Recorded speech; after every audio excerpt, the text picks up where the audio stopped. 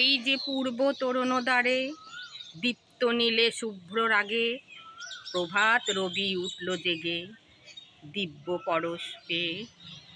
এসো গো এসো ওগো নবীন, চলে গেছে জীর্ণ মলিন, আজকে তুমি মৃত্যুবিহীন মুক্ত সীমারেখা।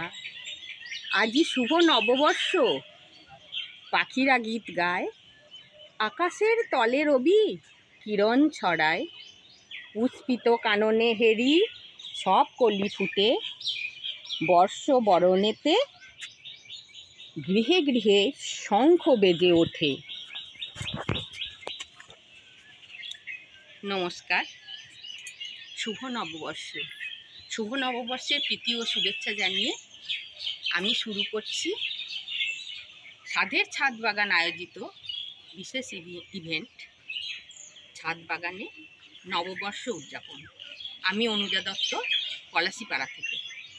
আজকের বিষয় সবুজায়নের বার্তা দিতে ছাদ বাগানে নববর্ষ উদযাপন। বন্ধুরা, নগর উন্নয়নের অবকাঠামো তৈরি হচ্ছে চারিদিকে, তার ফলে প্রকৃতিও আমাদের ওপর বিরুদ্ধাচারণ করছে। তারা নগরায়ন যত দ্রুত বৃদ্ধি পাচ্ছে, আমাদের বিশ্ব উষ্ণায়ন ততই বেড়ে যাচ্ছে। গাছপালা কমে যাচ্ছে, বেড়ে যাচ্ছে বিশ্ব উষ্ণায়ন। পাখিরা তাদের গীত গাইতে ভুলে যাচ্ছে, পশুরা হারাচ্ছে তাদের বাসস্থান। এই অবস্থায় আমাদের উচিত গাছপালা লাগানো, যত কম পরিসরই হোক না কেন।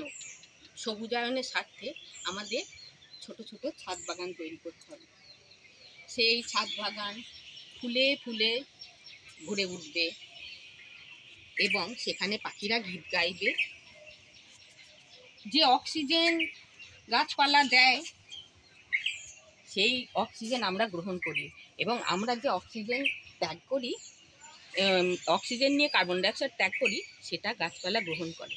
তার ফলে আমাদের প্রকৃতির ভারসাম্য বজায় রাখি।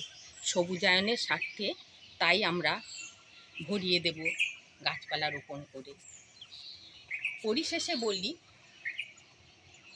তপের তাপের বাঁধন কাটুক রসেরও বন্ধনে, ফুটুক সোনার কদম্ব ফুল গভীর হরসনে, সবুজায়নের কেতন উড়ুক প্রত্যেকের ছাদ বাগানে।